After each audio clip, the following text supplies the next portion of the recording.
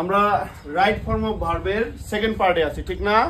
এখন আমরা বাকি দুইটা নিয়ম শিখবো, এটা নিজের মতো করে, এটা বইয়ের নিয়ম না, আগেই বলছি। তাহলে দেখো আমরা 3 নম্বর নিয়মটা সবাই খেয়াল করো, বোর্ডের দিকে তাকাও। আমরা যদি বুঝতে পারি তাহলে কিন্তু শূন্যস্থান পূরণ করতে পারবো। বাক্যে যদি মানে যখন একটা সেন্টেন্স দেওয়া থাকবে, সেই বাক্যে যদি ইয়েস্টারডে, এটা কি শব্দ? ইয়েস্টারডে মানে কি? গতকাল। ইয়েস্টারডে মানে এগো, এগো মানে আগে, অনেক আগে। হ্যাঁ, লং সিন্স মানে অনেক আগে। লাস্ট নাইট মানে গত রাতে।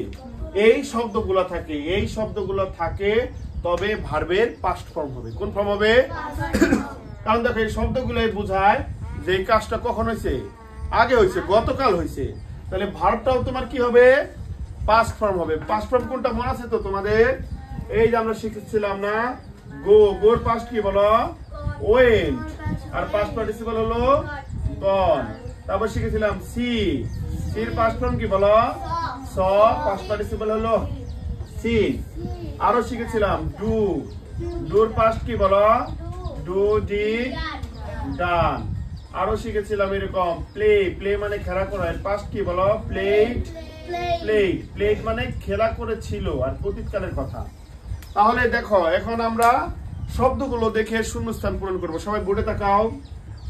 আই কাম হোম ইয়েস্টারডে মানে আমি গতকাল বাড়ি এসেছিলাম।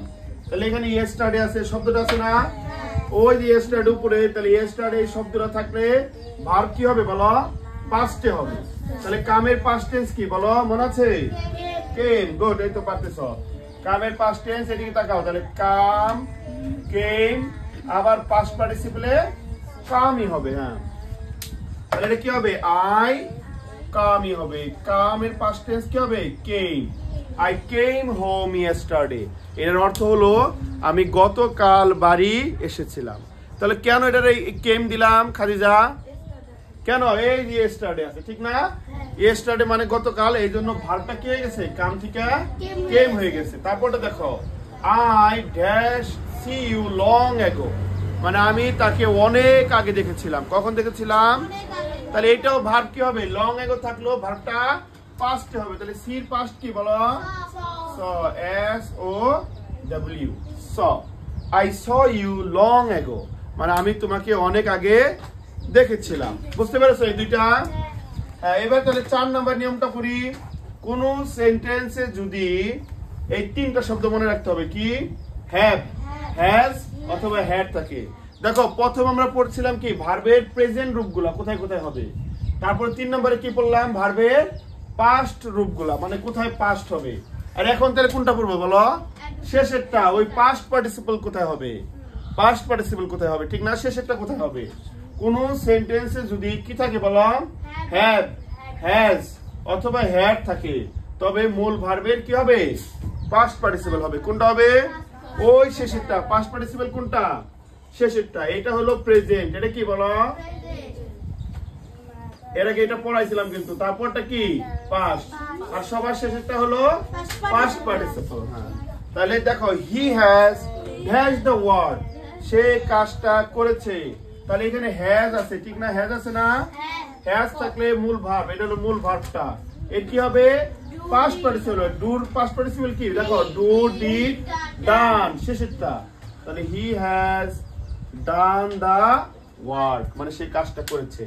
আবার দেখো we have make him captain মানে আমাদের ক্যাপ্টেন বানিয়েছিলাম। তাহলে দেখো এই যে হ্যাভ আছে, তাহলে মেক এর পাস্ট ফর্ম কি হয়ে যাবে? পাস্ট পার্টিসিপল ফর্ম, ঠিক না? মেক, মেক হবে। মেক এর পাস্ট পার্টিসিপল ফর্ম কি বলো? Made, make, made, made. হ্যাঁ, তাহলে উই মেড হিম ক্যাপ্টেন। দেখো তাহলে 4টা নিয়মের মাধ্যমে আমরা শিখলাম। প্রথমটা শিখলাম হলো কখন ভার্বের সাথে এসবিএস হবে। তারপরটা কি শিখলাম? কখন ভার্বের সাথে এসবিএস হবে না। তারপর 3 নম্বর নিয়মে শিখলাম কখন ভার্বের পাস্ট ফর্ম গুলো হবে। আর 4 নম্বর নিয়মে শিখলাম কখন ভার্বের পাস্ট পার্টিসিপল ফর্ম হবে। মোটামুটি আমাদের এই পরীক্ষার জন্য এই 4টা নিয়ম আমরা আয়ত্ত করব। পরবর্তীতে আরো এইগুলো বিস্তারিত আলোচনা করব, ঠিক আছে? তাহলে এবার উঠাই ফেলো, আমরা এবার শূন্যস্থান আকারে প্র্যাকটিস করব।